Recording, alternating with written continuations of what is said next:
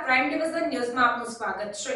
વડોદરાના Bapod police station વિસ્તારમાં ફૂટ patrolling દરમિયાન પબ્લિક એડ્રેસ સિસ્ટમનો ઉપયોગ કરી લોકોને જાગૃત કરાયા। ઉત્તરાયણ પર્વને આડે હવે ગણતરીના જ કલાકો બાકી રહ્યા છે, ત્યારે કોઈ પણ પ્રકારની અનિચ્છનીય ઘટના ન બને તે હેતુસર વડોદરા શહેરના બાપોદ પોલીસ સ્ટેશન વિસ્તારમાં ફૂટ પેટ્રોલિંગનું આયોજન કરવામાં આવ્યું હતું।